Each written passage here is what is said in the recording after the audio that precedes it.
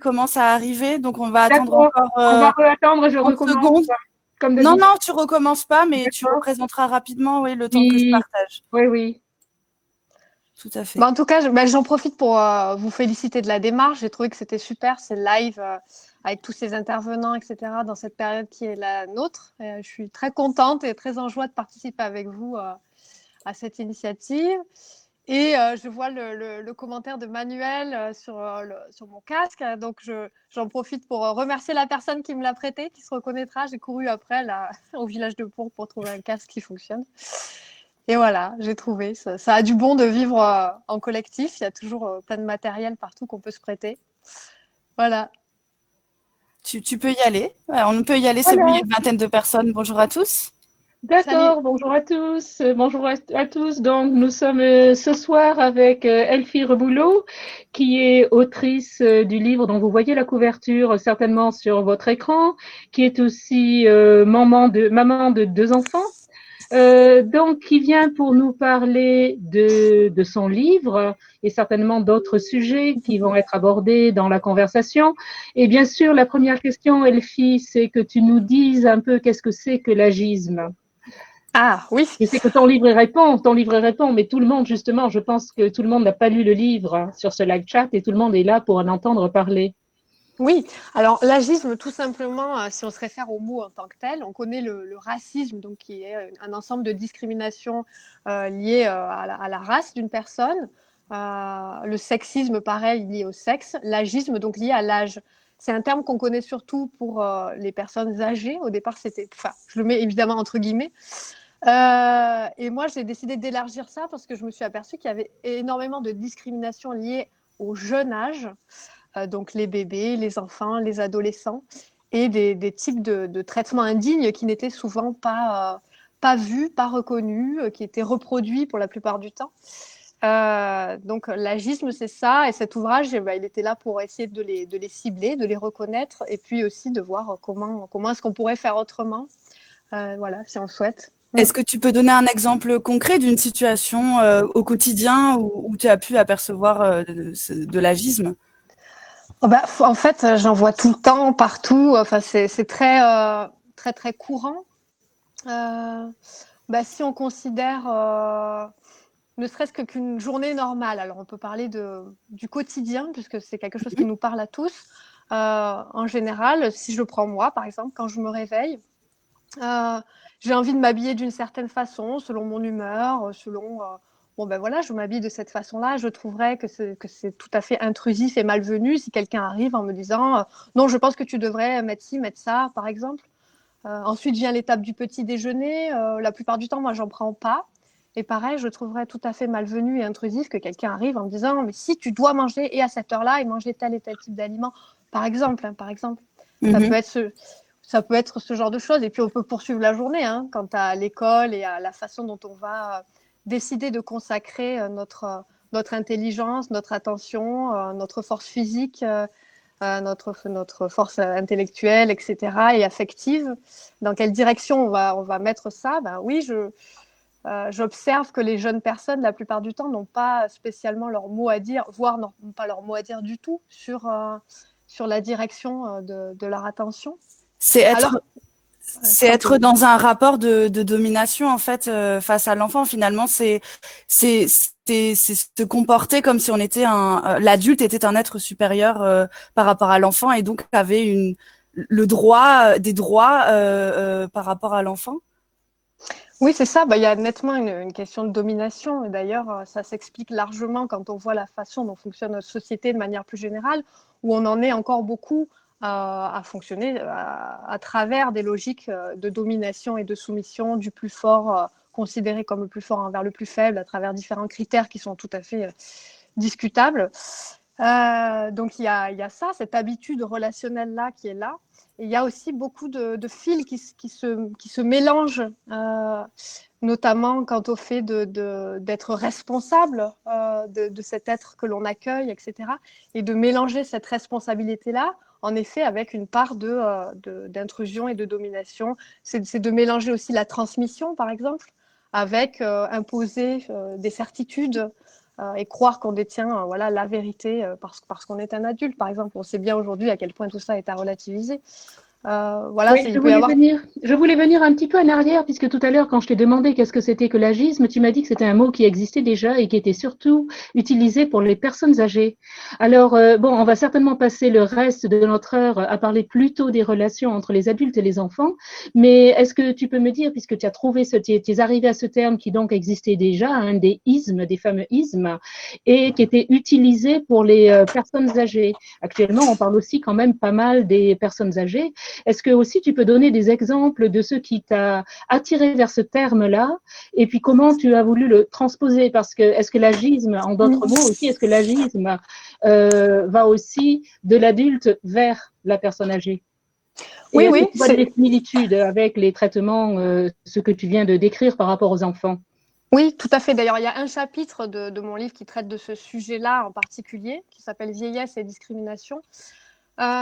J'ai trouvé intéressant de reprendre ce terme-là. Pourquoi? Parce que ce qui m'intéressait, c'était ce que ça aurait pu être un autre titre du livre d'ailleurs, voir l'être au-delà de l'âge. C'est ça qui m'intéresse en fait, que ce soit un âge avancé ou que ce soit avant. Il y a certaines similitudes dans les deux types de discrimination. Il y a certaines différences aussi. Mais par exemple, on peut voir qu'il y a une forme parfois parfois de mépris. Je suis allée interroger du coup aussi des enfants et aussi des personnes dites âgées pour entendre leur vécu. Et certaines me disaient par exemple que du fait que leur capacité physique s'amoindrissait, leur point de vue était moins pris en compte par leur famille, etc. Et elles se sentaient comme ça amoindries, comme si elles étaient vues comme amoindries dans leur capacité à plein de niveaux. Et du coup, oui, il y avait quelque chose à cet endroit-là d'assez similaire, comme si une forme de faiblesse, considérer que les enfants et les personnes âgées sont comme faibles, et comme si déjà cette faiblesse supposée était en plus associée à une forme de mépris, en quelque sorte, de la personne. Et le dernier point, ce serait, quand je parle de voir l'être au-delà de l'âge, c'est ça, c'est-à-dire, je me suis posé la question quand je me balade dans la rue et que je croise une personne qui a, je ne sais pas, entre 80 et 90 ans. Est-ce que je vois la personne tout de suite, ou est-ce que la première chose qui me saute au visage, ça va être, ah voilà, pour dire comme ça, c'est un mot, mais oh, une personne âgée, ou si je vois une personne de 5 ou 6 ans, oh, un enfant. Est-ce que c'est ça que je vais me dire d'abord, ou est-ce que je vais croiser son regard et je vais considérer que c'est une personne voilà, qui a cette caractéristique-là, d'être jeune ou d'être plus âgée. Mais en tout cas, comment dire, je pense que c'est des questions qui se sont posées. Par exemple, je sais qu'à un moment donné, dans un certain contexte plus tôt dans le temps, quand quelqu'un croisait une personne à la peau noire en France, il voyait d'abord sa couleur, en fait. Et oui, j'ai croisé un noir, en fait. C'était pas tout de suite une connexion avec la personne en tant que telle. Et c'est ça qui m'a intéressée. Et j'ai trouvé intéressant aussi le fait que dans ce terme agisme, les enfants soient exclus de ce terme-là, parce que c'est tout le sujet, c'est-à-dire que les enfants sont exclus d'à peu près tout, en fait. D'ailleurs, vous le savez peut-être ou peut-être pas, le mot enfant vient de infans, qui signifie celui qui n'a pas la parole. Et je trouvais ça intéressant d'essayer de décrire ce phénomène de discrimination liée à l'âge dans son entier. Voilà. Oui, Ouais. oui, c'est lié à l'âge, enfin pas que, d'après ce que tu viens de dire, c'est surtout aussi lié à la domination. Je pense aussi le fait que l'adulte se pose en dominant par rapport à soit des personnes qui sont plus âgées, qui ont perdu de leur capacité, ou qui sont plus jeunes et qui n'ont pas encore les mêmes capacités qu'il a. Et chacun pour de bonnes raisons. Mais, Je crois qu'il y a une question oui. là, oui. Et comment tu peux identifier du coup la frontière entre la domination adulte et la prise en compte des besoins spécifiques de l'enfant? C'est une question de Alex Kioulou qui rejoint du coup la réflexion de Anne. Oui, tout à fait. Mais là aussi, en fait, c'est un sujet assez complexe, ce gros sujet de l'agisme, où il y a des espèces de ficelles à chaque fois à démêler. Et c'est ce que je me suis amusée à faire en fait dans le livre. Parce qu'en effet, si tu veux, par rapport. Donc je vais répondre aux deux, hein, mais je commence par ce que tu disais. De toute façon, c'est un lien. Il y a un endroit où en fait, considérer, quand je parle de voir l'être au-delà de l'âge, il y a un endroit où on entend une forme d'égalité entre les individus, c'est-à-dire je te vois en tant que personne, voilà, que tu es 80, etc. Et ensuite, tu parlais de capacité, de compétences, etc. Et en effet, l'égalité ne veut pas dire pour moi la similarité, c'est-à-dire que un enfant, une personne de 5 ans n'a pas les mêmes compétences et capacités à différents niveaux qu'une personne de 15 ans, et peut-être qu'une personne de 90 ans n'a pas les mêmes capacités qu'une autre personne de 90 ans, d'ailleurs.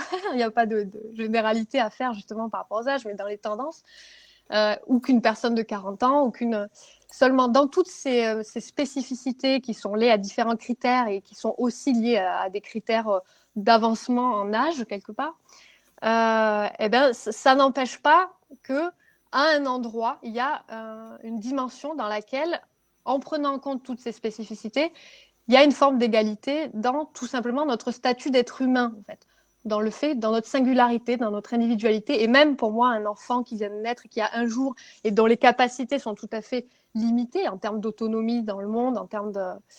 je regardais la question.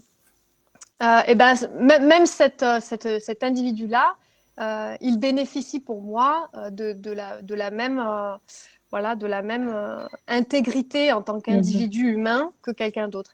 Et par contre, c'est vrai que, enfin, c'est pas par contre, et en même temps, c'est vrai que il peut y avoir un biais qui consisterait à considérer que d'être égaux, c'est d'être semblable. C'est d'ailleurs un peu parfois ce qui s'est passé enfin bon, là je m'égare un peu, mais c'est intéressant dans certaines luttes féministes où il y avait cette volonté tout à fait compréhensible et noble, et voilà, et heureusement d'être égaux, et en même temps une forme de confusion avec la similarité, c'est-à-dire est-ce qu'on est pareil? Et du coup, ça rejoint ce qui a été dit tout à l'heure, c'est-à-dire comment prendre en compte les besoins spécifiques de l'enfant tout en le respectant. C'est ça, c'est-à-dire pour moi, le respecter, c'est le voir en tant qu'individu et respecter ses droits fondamentaux, en fait. On parle de droits fondamentaux. Oui, tout ce que tu dis semble vraiment faire du sens et ça semble tout à fait très, très logique. Mais alors, en quoi est-ce pratique pour les adultes de tomber on va dire tomber dans l'agisme, hein, disons, pour utiliser le terme comme ça. Oui. C'est bien pratique puisque c'est un phénomène que tu remarques, dont tu viens de nous décrire plusieurs exemples, dans un sens, enfin, vers les âges plus anciens et puis les plus jeunes. En quoi c'est pratique? Pourquoi ça existe? Oui.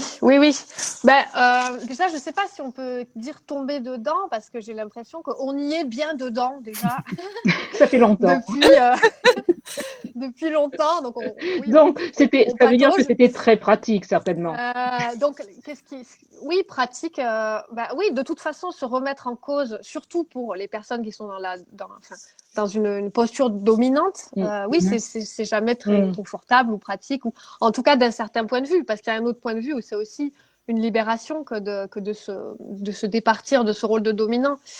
Mais en tout cas, les changements d'habitude sont jamais confortables à un certain endroit, surtout là où il y a où il y a aussi peut-être certaines peurs et certains biais qu'on peut entendre, de dire oui, mais si je ne fais pas comme ça, comme j'ai l'habitude de faire, et avec aussi des violences éducatives ordinaires d'une certaine manière, voilà, je ne sais pas comment faire autrement, et j'ai peur de me faire d'avoir des enfants rois, pour prendre ces expressions-là, ou bien d'être démunis, ou bien d'être...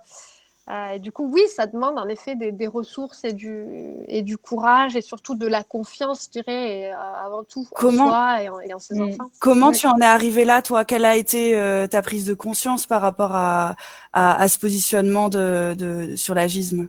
Oui, il y aurait plusieurs réponses, plus ou moins longues. Personnellement, toi, oui. Voilà, c'est ça.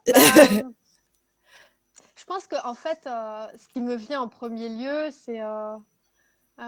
j'ai été enfant dans une société culturellement marquée par une domination adulte, voilà, que j'ai vue, que j'ai expérimentée à l'école, et dont je n'étais pas du tout consciente, puisque en général, quand on est pris dans une logique comme ça depuis toujours, c'est très difficile d'en voir les tenants et les aboutissants.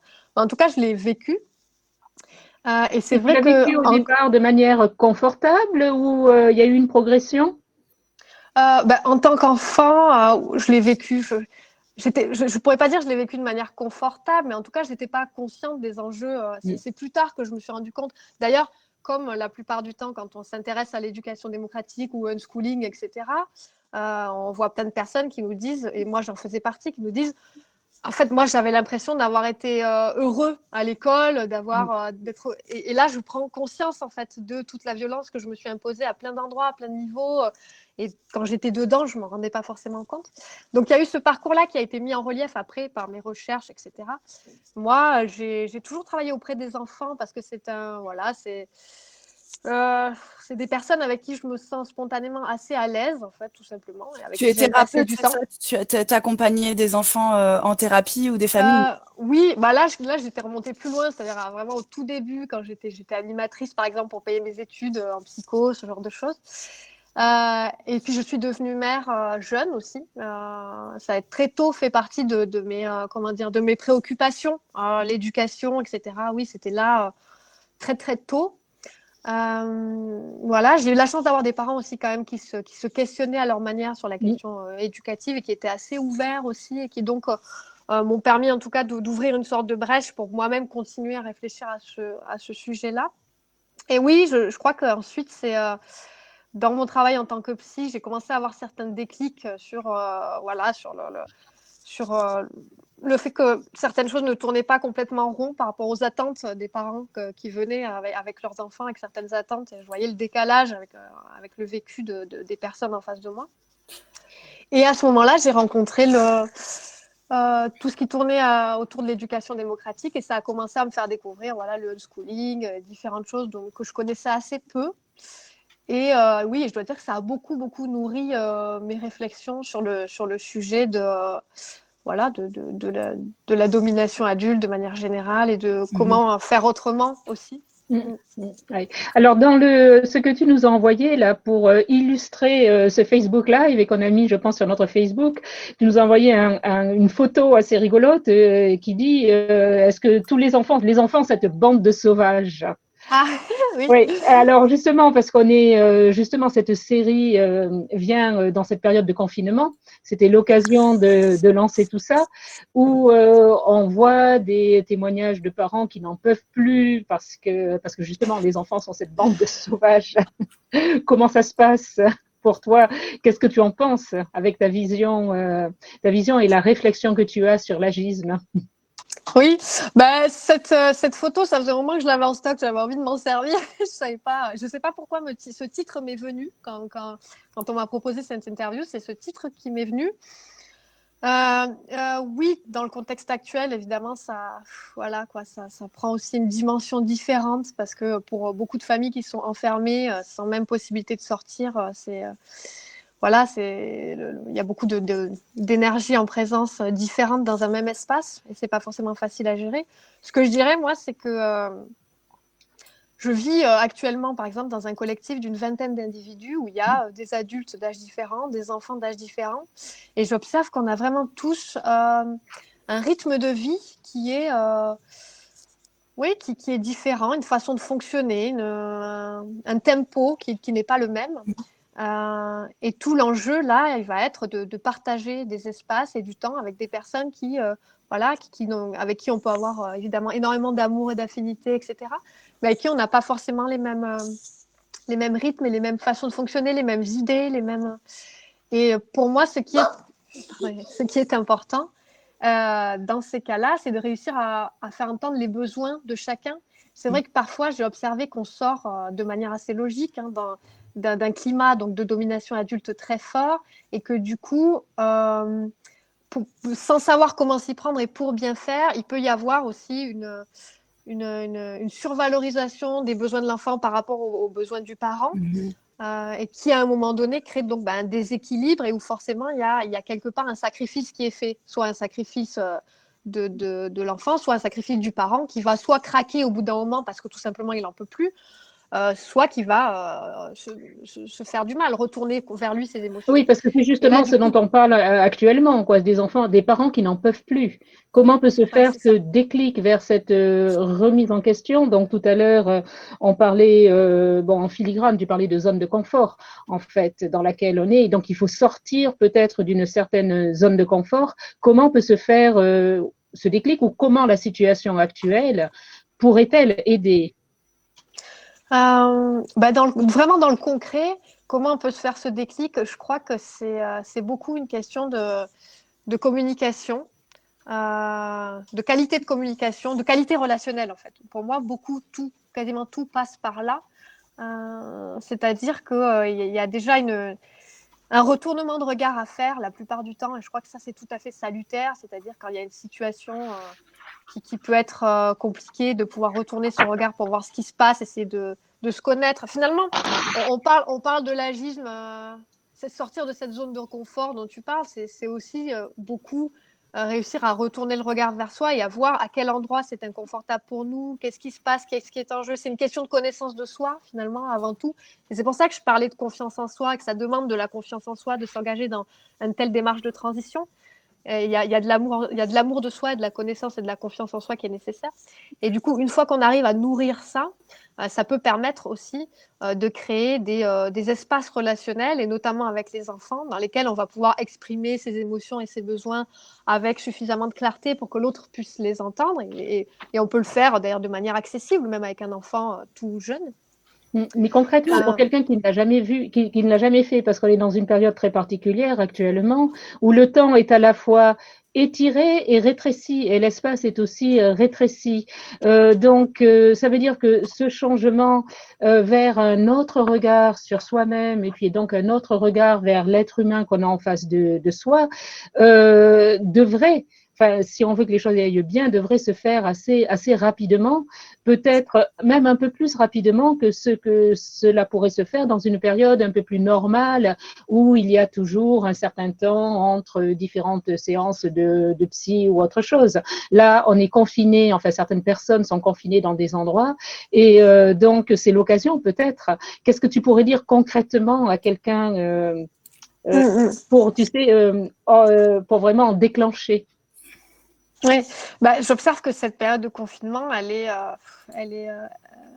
invite à un retour vers l'essentiel, et de toute façon, à un moment donné, on ne peut pas faire autrement que de revenir à l'essentiel dans ces moments-là en particulier, où tu le disais, finalement, il y a comme un rallongement. Je trouvais que c'était quelque chose d'assez juste, et en même temps une densification du temps.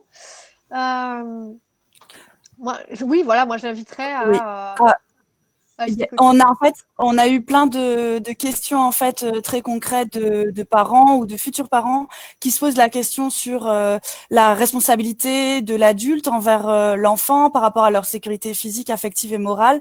Et Apolline donne un exemple sur je trouve qu'il fait froid, je me sens obligée d'imposer à l'enfant de mettre un manteau, mais on a des exemples comme j'ai mon enfant qui a les cheveux qui sont complètement noués, et puis je veux le forcer à se brosser les cheveux, ou je suis dans un supermarché, il veut acheter quelque chose, il veut manger que des bonbons, voilà. Qu'est-ce que tu apportes comme première réponse à ces parents-là?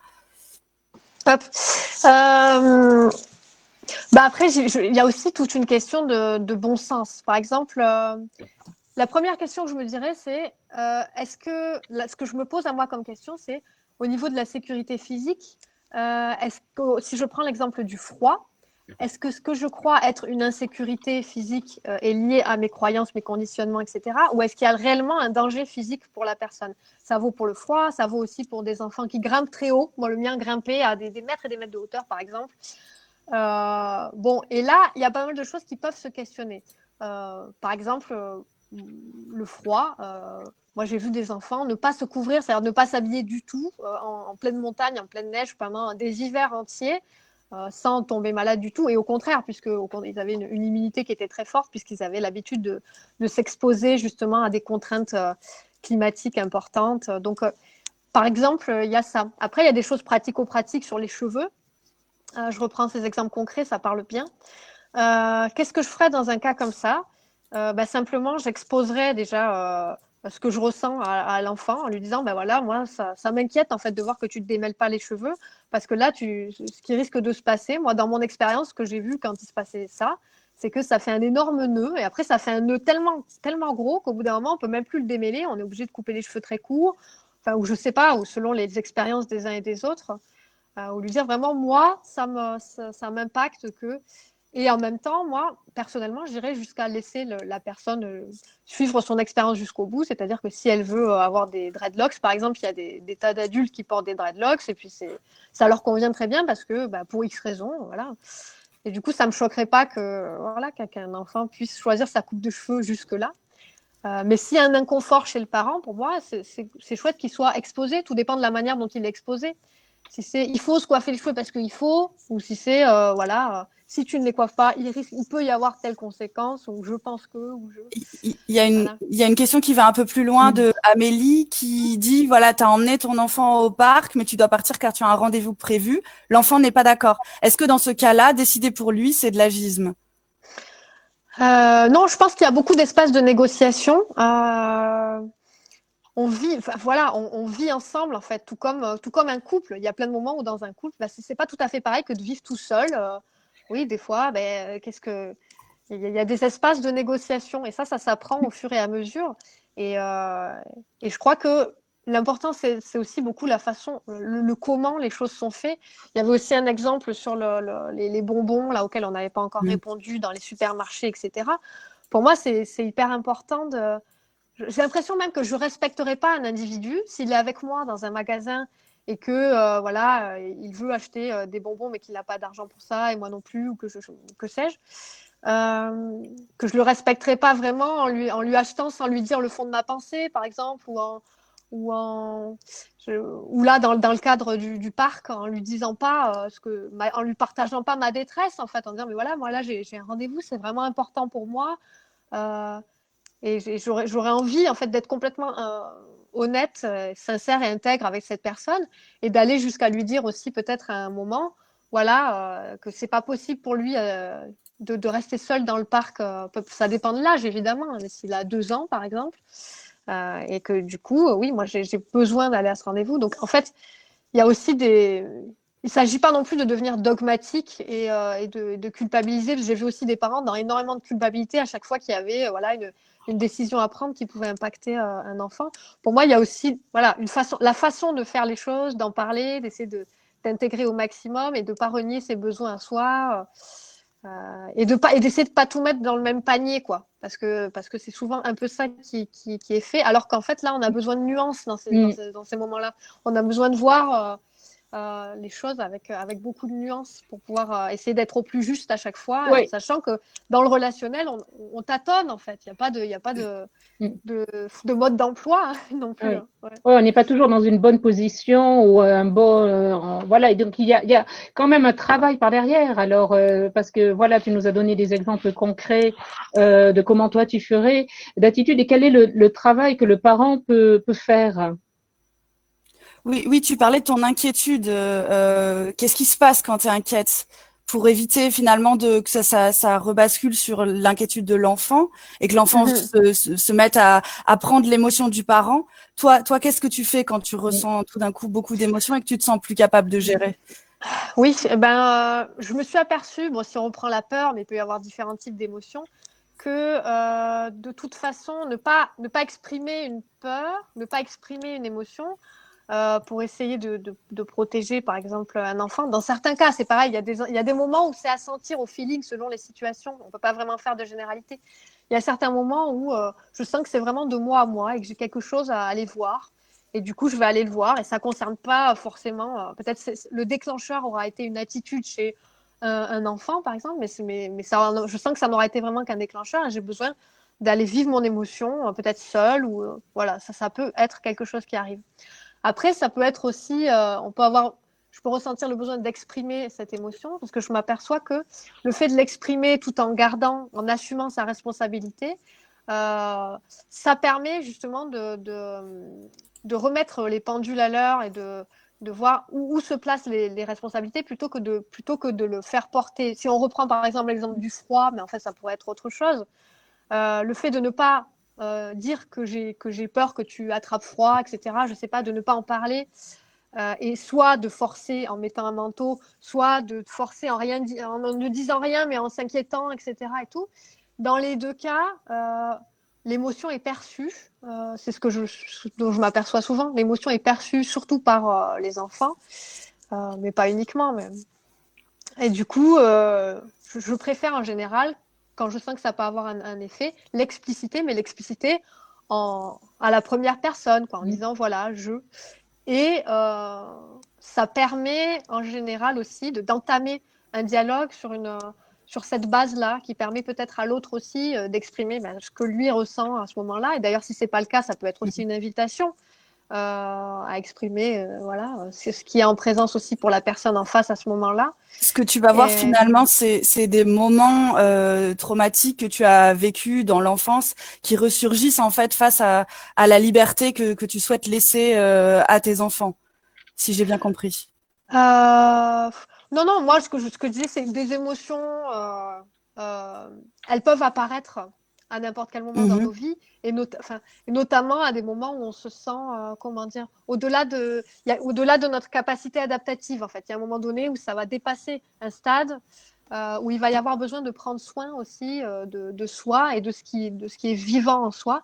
Et si on le tasse trop, qu'on refoule trop, etc., ce qui est la plupart du temps le cas, ou alors si on continue à crier sur les uns et les autres en pensant que notre émotion est liée aux uns et aux autres, à leur attitude, etc., c'est finalement deux modes de gestion des émotions qui ne permettent pas d'entrer dans une logique relationnelle plus apaisée et qui va permettre justement d'entrer dans des négociations qui sont plus faciles.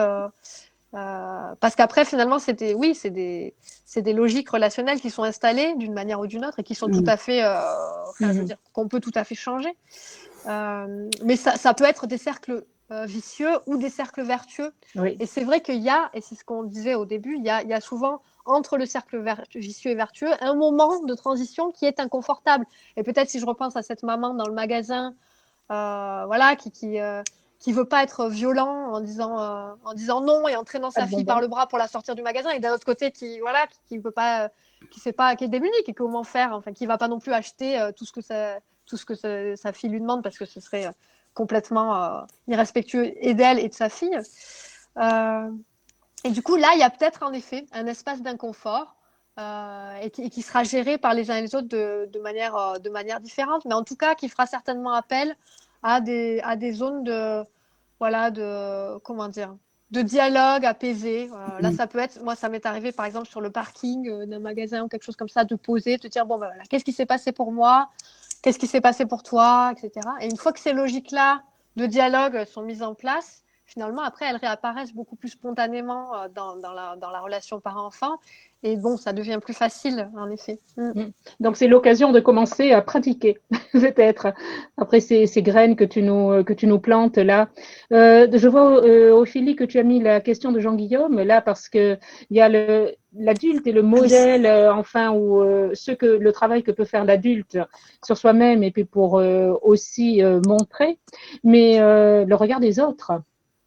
Oui, oui. Alors ça, c'est une grande question, d'ailleurs, à laquelle on est souvent confronté quand on est en unschooling, ce qui est mon cas, c'est-à-dire sans aucun apprentissage formel, par exemple. Mais ça peut être aussi, comme le disait Jean-Guillaume, je donnais l'exemple des dreadlocks, ou du froid, ou monter. Ma grand-mère a failli faire un infarctus quand elle a vu mon fils pour la première fois monter. On avait des arbres, je ne sais pas combien de mètres de haut, etc. Donc, bon, c'était l'occasion de parler de motricité libre et tout ça, mais ça peut paraître complètement inconscient. Et c'est vrai que, oui, on vit dans une société dans laquelle il y a beaucoup de jugements qui peuvent être faits, de jugements hâtifs. Et notamment, je reprends l'exemple des dreadlocks, pourquoi pas? C'est un exemple que j'ai jamais pris, mais qui existe souvent. Ça peut certainement être considéré comme de la négligence de la part de différents, même professionnels, hein, je veux dire, des services sociaux, etc., que de laisser un enfant en t-shirt dans la neige ou avec des dreadlocks. Et en même temps, on est obligé de faire avec ce contexte et de jongler.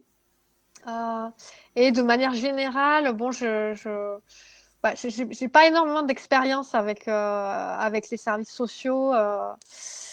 En tout cas, quand il n'y a pas d'enjeu comme ça un peu lourd et que c'est simplement la voisine ou la belle-mère, oui, il y a de soi à soi vraiment un travail aussi de déconditionnement de l'importance accordée au regard des autres, ça c'est sûr.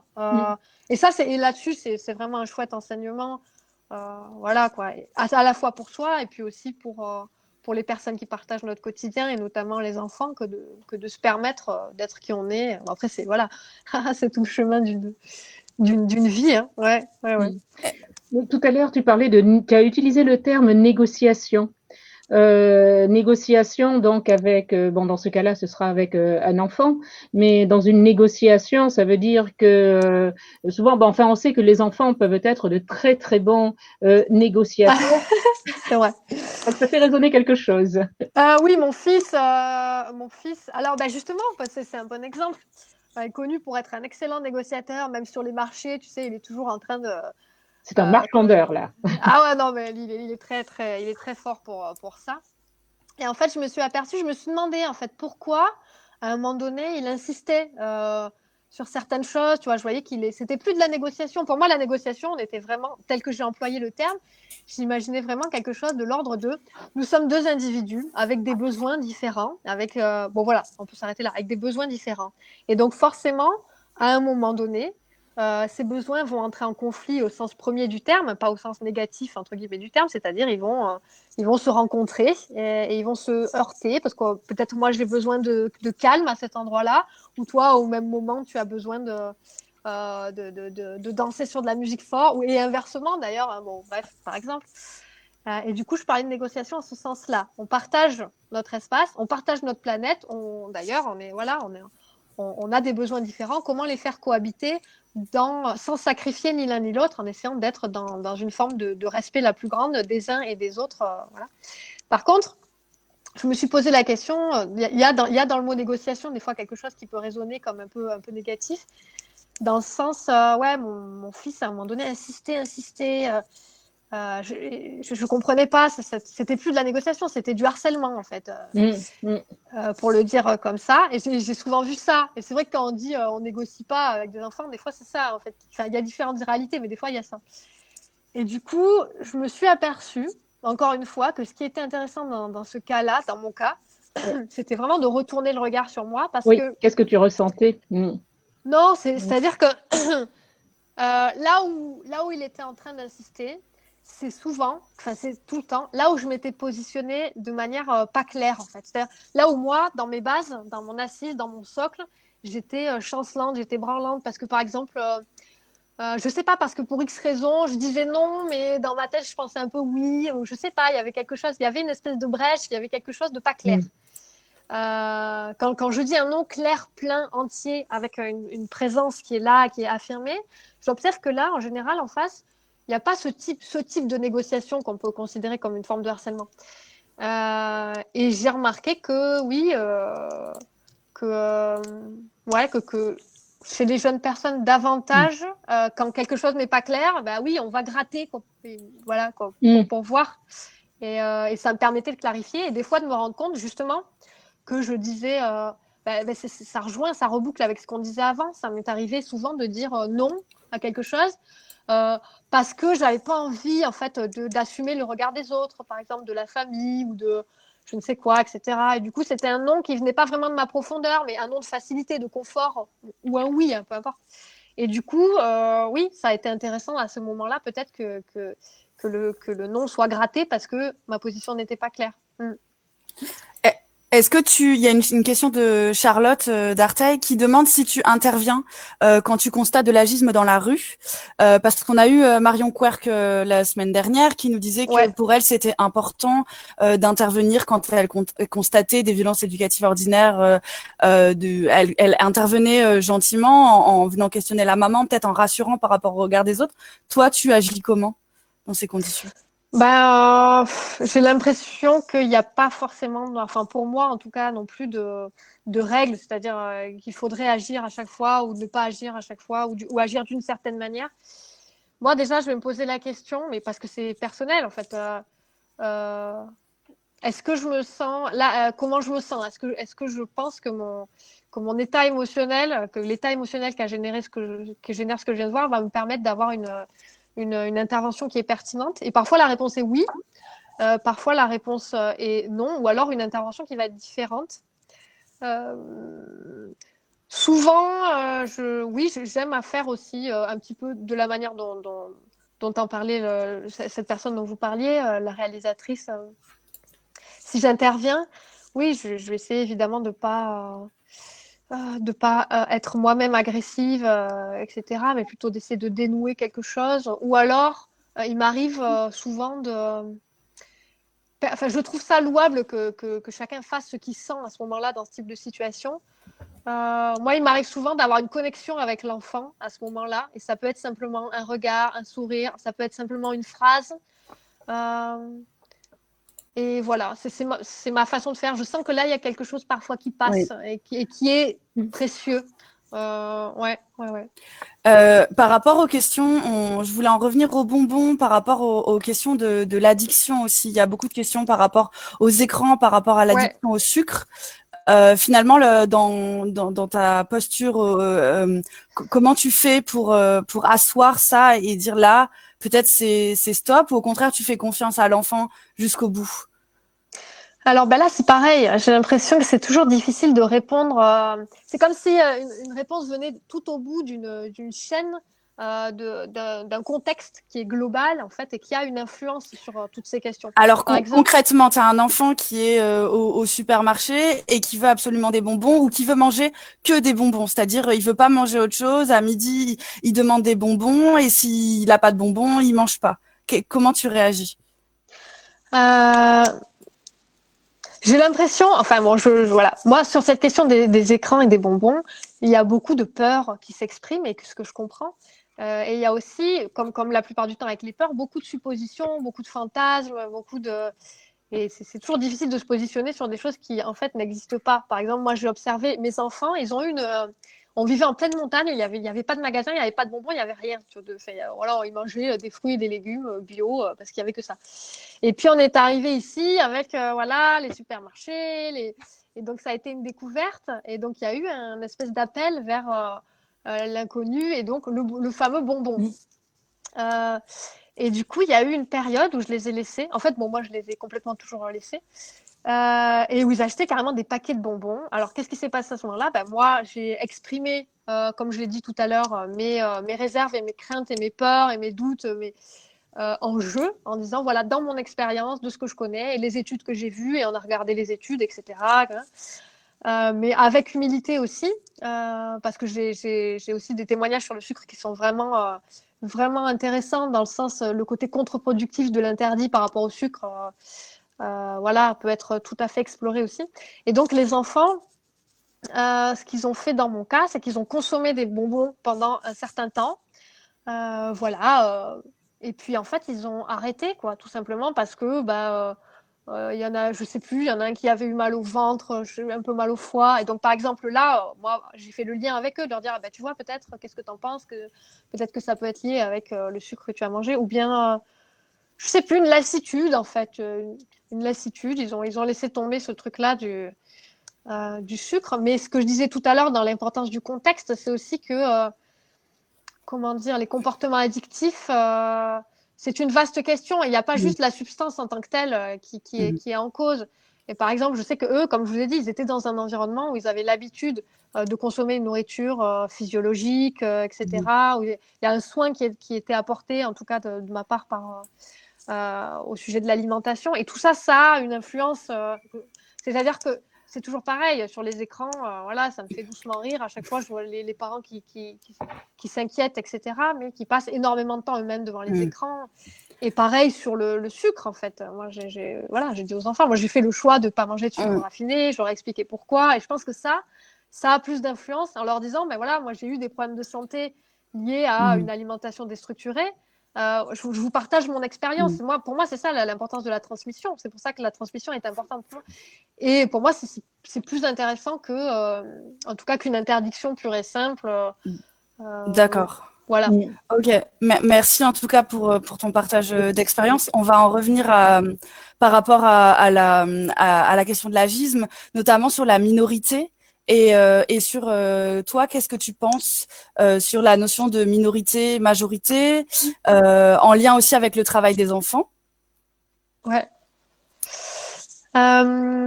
Alors, déjà, puisque bon là c'est assez rapide, on n'a qu'une heure, mais je ne peux que vous conseiller encore et encore la domination adulte, le livre de Yves Bonardel qui vient de sortir dans une nouvelle édition il y a peu de temps. et qui consacre un large chapitre à ce sujet-là du travail des mineurs, qui est tout à fait à rebours de la pensée habituelle en fait à ce sujet, que j'ai trouvé très très pertinent. La question de la minorité, pour moi, elle est à l'image souvent de cette considération des enfants, c'est-à-dire qu'il y a quelque chose d'absurde.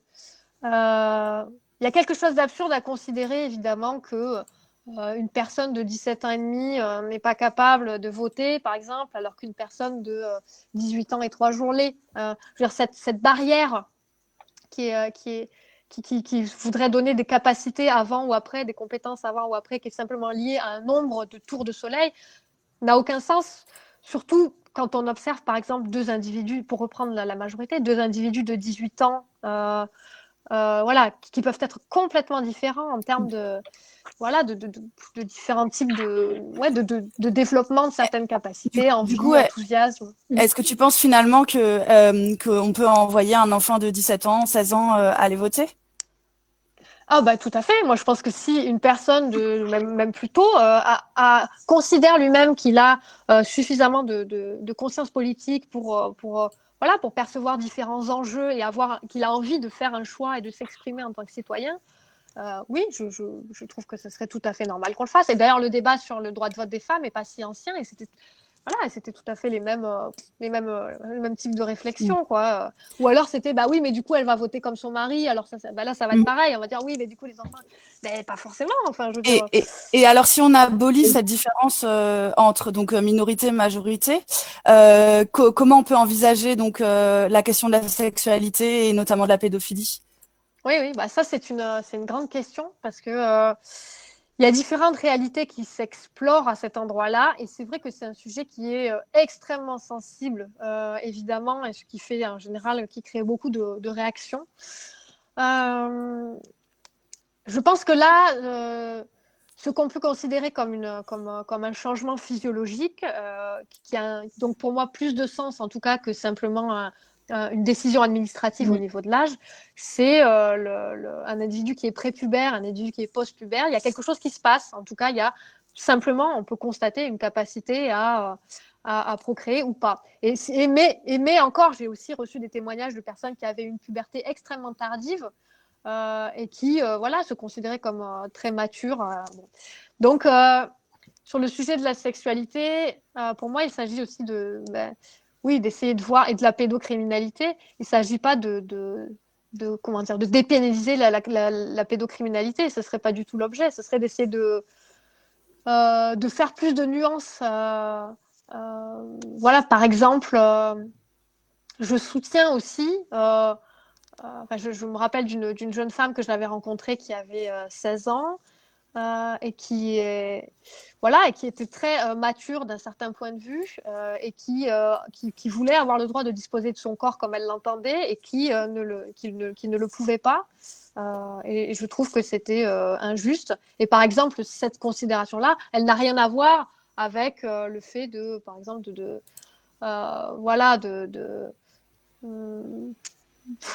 dépénaliser quelque chose qui tournerait autour de la pédocriminalité, qui n'est pas du tout le propos. Après, il y a aussi la sexualité entre enfants, qui est encore un autre sujet complexe et nuancé, voilà, qui est complètement tabou.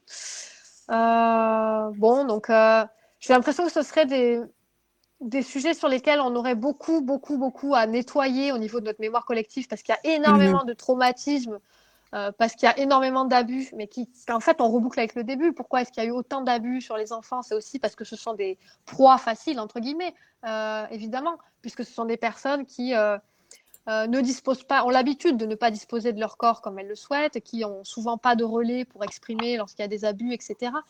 Et du coup, voilà, on sait que la plupart des abus ont lieu au sein même des familles qui sont censées être justement le lieu de sécurité pour un enfant. En tout cas, sociétalement, oui, il y a beaucoup de choses à faire pour améliorer les choses en termes de pédocriminalité. Et pour moi, en premier lieu, en tout cas, de commencer à considérer les enfants comme des personnes et qu'eux-mêmes se considèrent comme des personnes et que leur corps leur appartient, etc. Et d'avoir des relais aussi d'écoute et de... Ouais. Tout à l'heure, tu faisais un lien avec le féminisme et notamment le fait que quand on est enfant, on a cette l'image de la petite fille qui se fait pincer les joues par la grand-mère et qui ose rien dire parce que c'est pas poli, etc. Est-ce que est-ce que pour toi, du coup, alors je sais pas comment formuler ma question, mais quel est l'impact finalement de cet aspect féministe sur ton positionnement par rapport à l'agisme?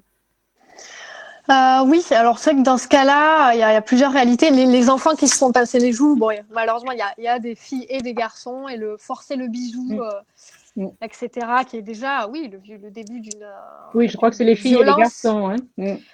Mais par contre, c'est vrai qu'il peut y avoir, pour élargir ce que tu disais, et revenir un petit peu dans le sens de ce que tu disais, en tout cas, il se joue à cet endroit-là déjà un rapport au corps qui nous est un peu confisqué en quelque sorte. Oui.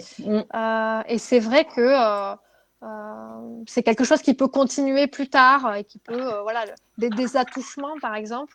Oui, on peut considérer que c'est un attouchement, voilà, la joue qui n'a pas un caractère sexuel, mais en tout cas qui a un caractère charnel, voilà, qu'on le veuille ou non, corporel. C'est un caractère d'intrusion, hein, c'est un caractère d'intrusion sur l'intégrité de l'enfant. Voilà, on fait quelque chose dont il n'a pas nécessairement envie, qu'il n'ose pas dire parce qu'il y a les convenances sociales qui font qu'il faut faire la bise à mamie ou à tata qui pique et qu'on n'en a pas envie. Et voilà, c'est ça. Et du coup, il commence à se planter, en tout cas, les graines voilà, de toutes ces situations où tout le monde a l'air toujours de ne pas comprendre quand on voit les chiffres justement des abus sexuels sur enfants, mais et du fait qu'ils sont extrêmement sous-estimés parce que les enfants ne trouvent pas l'espace de parler, etc. Ils sont toujours en train de dire ah bon, mais d'où ça vient, mais c'est incroyable, etc. Alors qu'évidemment les graines elles commencent là. Et les petites filles, oui, il y a un sujet peut-être particulier. Au niveau de la soumission, parce qu'il y a double soumission, quoi. Il y a la soumission de l'enfant et il y a la soumission de la femme qui commence dès l'âge de la petite fille, en effet, dans nos sociétés. Comment ça se passe dans la communauté, ce rapport à l'enfant, notamment à Pourgue? Comment vous gérez ces questionnements-là? Je crois qu'il y a un conseil de justice. Est-ce que tu peux nous en parler un peu plus Ouais, alors on a pas mal évolué à Pourgue finalement sur ce sujet. Le conseil de justice qu'on avait renommé comité d'enquête et d'arbitrage, il existe toujours, mais on s'en sert peux-tu expliquer peut-être pour ceux qui ne seraient pas très familiers avec ce concept de conseil de justice, d'où vous êtes partis? Oui. Alors, justement, nous, on est partis du milieu des écoles démocratiques. On était tous plus ou moins en lien avec ces écoles-là. Et donc, on a décidé de transposer, en gros, le modèle de gouvernance des écoles démocratiques à celui d'un éco-village, d'un collectif. Donc, avec différents principes. Oui, il y avait aussi beaucoup de jeunes personnes de personnes sans enfants. Célibataires. Célibataires. Il y avait aussi il y avait des couples avec des très jeunes enfants, des bébés, et il y avait, il y a aussi il y a 3 familles avec des enfants un peu plus grands. Et du coup, l'idée qui est reprise de ces écoles-là, c'était de se mettre d'accord. C'était que nous sommes une somme d'individus avec des envies et des besoins différents, comme je le disais tout à l'heure, qui allons partager un espace, qui allons partager un lieu de vie, du temps, etc. Et c'est de quelle manière est-ce que nos libertés individuelles peuvent coexister, se mélanger, vivre ensemble en étant les plus respectueuses possibles de chacun. Donc pour ça, on a créé un règlement intérieur avec... c'est tout simple en fait, juste le cadre dans lequel nous avons envie d'explorer notre liberté ensemble. Voilà. Un règlement intérieur d'ailleurs qui est modifiable, évolutif à tout moment, etc. Et donc, la question a été, et si ce règlement intérieur est transgressé, qu'est-ce qu'on fait? Au départ, on avait donc un comité d'enquête et d'arbitrage dans lequel on réfléchissait tous ensemble à comment faire quand le cadre est transgressé. On a toujours cet organe-là qui existe et qu'on peut saisir à n'importe quel moment. Mais dans les faits, on est passé à des organes un peu différents. On a maintenant on utilise la justice restaurative, notamment les cercles restauratifs. On a aussi... utiliser des outils de l'holacratie, la gestion par tension, etc. En fait, on explore différents types d'outils, mais en tout cas, le but est le même. Le but est de co-construire ensemble un cadre et de vivre ensemble à l'intérieur.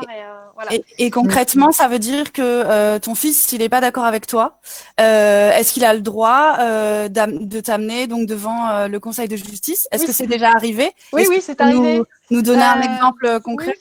Bah, au début, on était, c'était vraiment chouette. Enfin, on était en pleine exploration, on était à fond. Et on l'est toujours, mais d'une autre manière, en quelque sorte. En tout cas, ce qui est sûr, c'est que le fait que c'est tout à fait intégré ici, le fait que l'enfant est une personne à part entière et qui bénéficie des mêmes droits, des mêmes que les autres. Et oui, il y a eu ce truc de l'autorité parentale, entre guillemets. Oui, c'est la relation entre lui et toi. Ouais, en perspective avec le cadre qu'on a décidé dans le groupe. Et ça, il y a eu des fois des situations vraiment. Ça a toujours été extrêmement enrichissant. Et, par exemple, moi, il y avait une situation, comment dire, qui n'est ni tout noir ni tout blanc, qui était vraiment intéressante. Mon fils qui ne voulait pas se laver. Voilà, grosse question, quoi. Encore. Il ne voulait pas. Et donc, il considérait que je le harcelais, parce que je lui avais expliqué ce qu'était le harcèlement, que ça faisait partie de notre règlement intérieur. C'est-à-dire, quand tu demandes quelque chose à quelqu'un et qu'il te dit non, et que tu redemandes, ça s'appelle du harcèlement. Et du coup, il me dit, mais attends, là, tu es en train de me harceler, en fait. Tu m'as demandé de prendre une douche, je t'ai dit non, j'ai pas envie. Et tu vois, et donc, c'était super intéressant de voir comment il s'appropriait les outils. Et il me dit, mais tiens, et si on allait en parler en CEA? Et donc, on est allé en parler en CEA. Alors, CEA, c'est pas Conseil de justice. C'est quoi le CEA? C'est la même chose. Hein. C'est la même chose. C'est le Conseil d'enquête et d'arbitrage, voilà. oui. D'accord, c'est pas le Commissariat à l'énergie atomique. D'accord. Oui, c'est vrai qu'il y avait ça.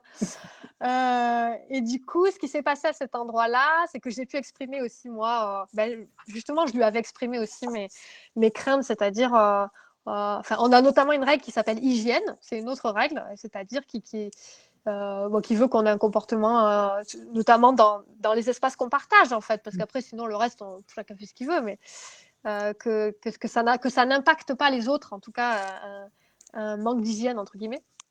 Donc, il y avait ça, puis il y avait, voilà, on a réfléchi justement, et c'était très intéressant parce qu'il y avait des adultes à ce moment-là dans le collectif qui faisaient l'expérience du no-poo, là, tu vois, de plus laver les cheveux avec du shampoing, dans un objectif, tu sais, de décroissance, etc., de se laver beaucoup, beaucoup moins, parce que, donc mon fils m'avait montré à ce moment-là une étude, tu sais, qui montre tous les micro-organismes sur la peau. Quel âge avait-il quand ça s'est passé? C'était au tout début, j'attends 9, 10 ans, il avait 8 ans, 8-9 ans, un truc comme ça. Et donc, c'était hyper intéressant parce que je me suis rendu compte à un certain endroit de certains conditionnements chez moi, parce qu'il y a des choses qu'on a plus ou moins du mal à lâcher selon les personnes. Et je voyais que là, il y avait un truc que je n'arrivais pas à lâcher, mais je crois beaucoup par rapport à encore une fois, à quel rôle de mère les autres vont penser de moi à travers mon enfant. Enfin, je ne trouve pas les mots exacts, mais enfin, je crois que c'était plus lié à moi, à mon image. Le regard des autres. Voilà. Et aussi un travail sur toi, finalement. C'est-à-dire que ça t'a amené, toi, à aller voir ce qui se passait à l'intérieur de toi. Est-ce que ça représentait pour toi le fait que ton fils te dise non, mais là, moi, je veux pas me doucher et c'est mon choix, quoi. Voilà. Et donc, est-ce que c'était justifié ou pas de ma part de m'inquiéter, par exemple Et du coup, on a décidé de tenter l'expérience. J'ai décidé de le laisser complètement libre. Et ce qui s'est passé, c'est, sauf, justement, à un moment donné, aussi, cette liberté-là, elle vient impacter la mienne. À ce moment-là, pour moi, c'est pas OK. Par exemple, si à l'extrême, il commence à sentir vraiment mauvais et que quand il rentre, ça empeste, par exemple, la maison, ou s'il commence à se gratter partout, pour moi, ça a des conséquences à ce moment-là sur moi. Et ça, il faut qu'on en reparle parce que, voilà, encore une fois, à trouver un espace où on se sent tous bien. Et finalement, c'est jamais allé jusqu'à ces extrêmes-là. Et puis là, c'est aussi beaucoup des phases. Je vois que là, il grandit, il devient préadolescent, etc. Donc là, il passe beaucoup plus de temps à se laver spontanément. Il y a peut-être autre chose qui m'intéresse. Voilà, c'est un peu fini cette phase de... en tout cas, ça m'avait pas mal remise en question. Et après, alors justement, tu parlais de durée parce que donc ça fait un petit moment, si je comprends bien, que tu es en écolieu comme ça ou en éco-village comme ça. Alors comment tu vois l'évolution et justement par rapport à tous les sujets dont tu nous parles? Alors la vie en collectif, c'est vrai que c'est intéressant à différents égards, c'est-à-dire que mais surtout par rapport à ces regards entre parce que on parle beaucoup du regard de l'adulte sur l'enfant, mais il y a aussi le regard de l'enfant sur l'adulte. Au niveau des relations que vous avez, comment les as-tu vues évoluer au sein de cet éco-village? Moi, j'ai vu une grande ouverture, en fait. On voit, par exemple, la vie en famille nucléaire, etc., qu'on a maintenue. Il y a vraiment des structures familiales chez nous, et puis le collectif, et chacun dose comme il le souhaite. En tout cas, le fait de vivre sur un espace où il y avait plus de monde, pour moi, ça a été une énorme ouverture, à la fois pour moi et pour eux.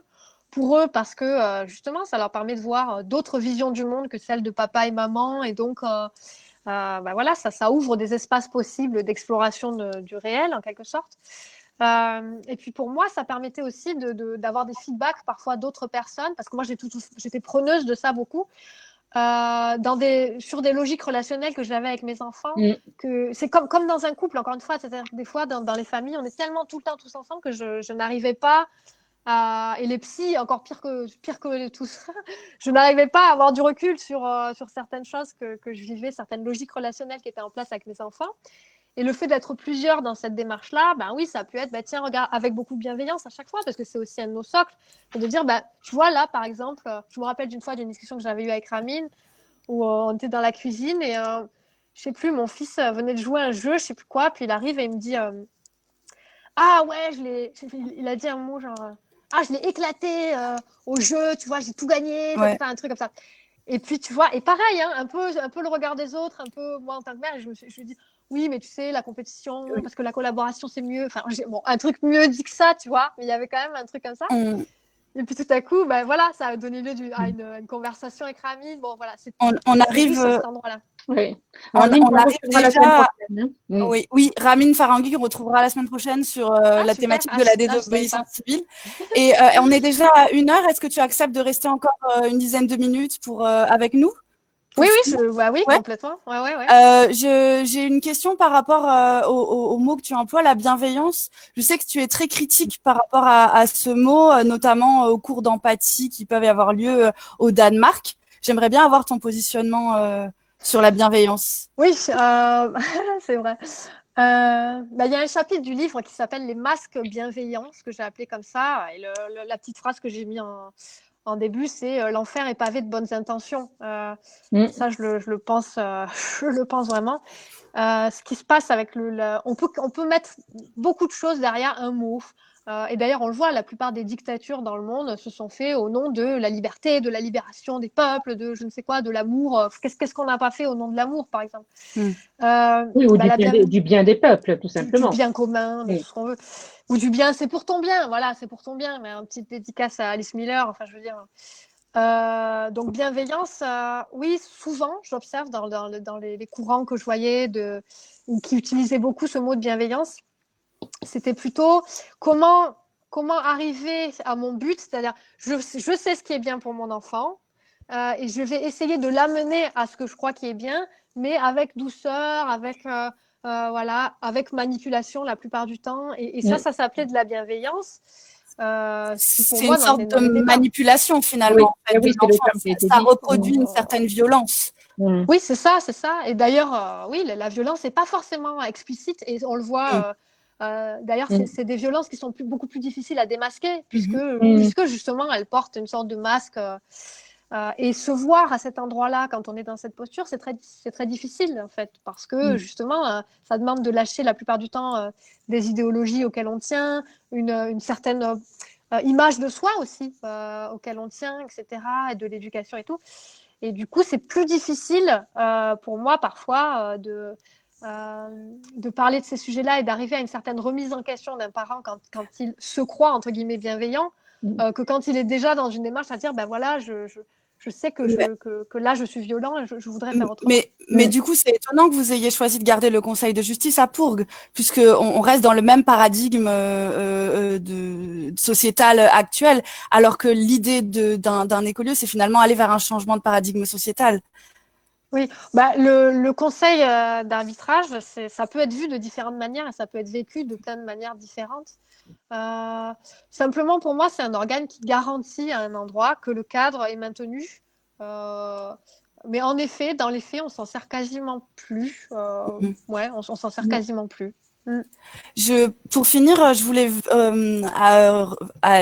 parler de ton livre sur l'enfantement conscient, où tu abordes déjà la question de l'agisme sous un jour spécial, à savoir, entre autres, que tu nous montrais ce que c'est d'accueillir un être à part entière, et tu racontes notamment le choix du prénom de ton fils. Oui, bah, c'est vrai que c'est un livre que j'ai écrit avant celui-là, finalement, qui précède même en termes chronologiques. Je me suis beaucoup posé la question de la responsabilité qu'on a en tant que parent. Quel est ce rôle qu'on a? On a la capacité physiologique d'enfanter, comme je disais tout à l'heure. Bah oui, voilà, il y a la puberté qui se fait. Il y a tout un conditionnement social aussi qui nous pousse vers le fait d'avoir des enfants. Bon. Mais est-ce qu'on creuse vraiment ce qu'est cette démarche et ce qu'elle pourrait être avec peut-être davantage de conscience de tous ces aspects, de toutes ces dimensions? Et c'est vrai que, par exemple, mon fils, le choix du prénom de mon fils, donc j'étais enceinte et j'avais un prénom qui me revenait en permanence, qui était le prénom Isaiah. C'est un prénom qui me venait quand je méditais ou quand je... Et je n'avais pas envie de donner ce prénom-là à mon fils. Moi, j'avais une vision justement de parents. Non, je faisais ma petite liste, tu vois, le côté un peu comme ça. Oui, Je oui. Ce décide. qu'on dit dans les magazines. Voilà, c'est mon bon plaisir. C'est mon bon plaisir.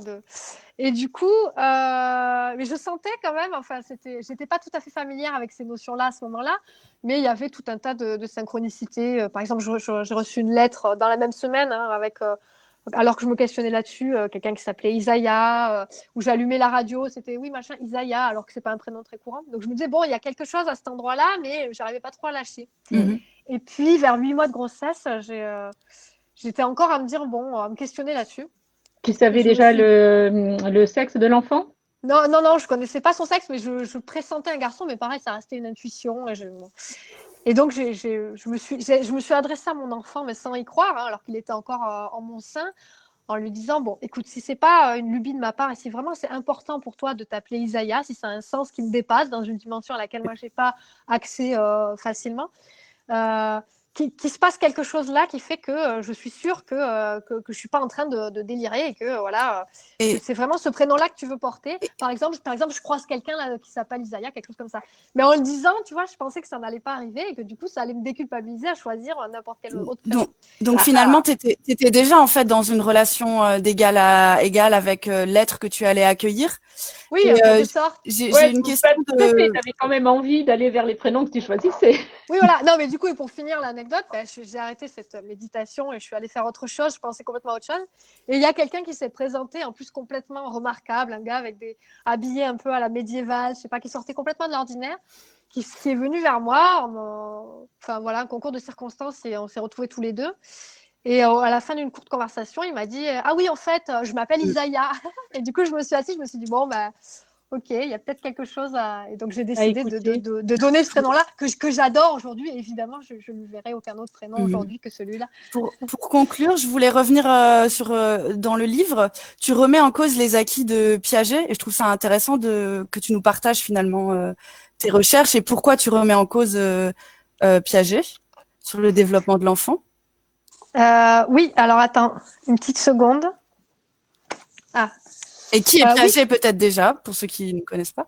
Ouais, c'est un petit bug. Attends, j'ai l'impression de moins vous capter. Non, c'est bon, on t'entend bien, tu peux parler. Non, je vous entends pas. Tu peux y aller. Pas. Oui, mais c'est pas grave. Ah, moi, elle m'entend. Attends, mince, je vais essayer. Est-ce que tu as entendu la question d'Ophélie? Ah mince, bah, je vous entends plus. Peut-être ça vient peut-être de moi. As-tu entendu la question d'Ophélie? Non. Ah. Est-ce que... Mince. Bon, ben, en tout cas, si, voilà. Tu nous entends? Oui, tu nous entends ou pas? Non, je vous entends plus. Alors, bon, bah, écoutez, c'est... Mais ça vient peut-être de moi. Oui, parce que nous, on t'entend bien. Voilà, encore quelques secondes, on essaye de voir si elle peut nous répondre sur la question de Piaget. Ouais, c'est la question. Oui. Et sinon, on va conclure. Bon, je pense qu'elle nous entend pas. Bon, bah, voilà, elle est partie. Elle est partie, carrément. Oui. Donc, on va conclure et puis on essaiera de lui demander un petit court texte pour répondre à la question de Piaget. Oui. Ok. Bon, bien, écoutez, on va conclure. Alors, merci. Merci à tous. Désolée pour cette fin qui est un petit peu écourtée. Bon, bien qu'on soit au-delà de notre horaire, mais avec la permission de notre invité. Donc, nous continuons et nous continuons jusqu'au 19 avril. Donc, demain, nous aurons Cyriaque Bessard qui pour nous parler de son expérience en école du troisième type. Le mercredi 1er avril, nous serons avec Philippe Vaille, l'auteur de Une autre enfance. Le 2 avril, avec Camille Pasquier, qui est une gesticulante. Et le vendredi 3 avril, avec la réalisatrice et actrice Clara Bellard. Donc, du film Être et devenir. Du film Être et devenir. Donc, je voudrais remercier tout le monde derrière nous aussi. Donc, Delphine, merci, Manuel, Jean-Guillaume, Emmanuel et Oriane, qui nous secondent par derrière. Bonsoir à tous et merci beaucoup pour votre présence. Vous retrouvez le replay sur la page Facebook de l'École de l'enfance libre et je vous mets encore une fois le livre d'Elfie Reboulot, Qu'est-ce que l'agisme, que vous pouvez commander aux éditions Le Être Myriadis. Je vous souhaite à tous une excellente soirée. Voilà, et aussi les références du livre sont aussi sur Facebook, de même que quelques petits dessins que Elfie avait partagés avec nous. Au revoir.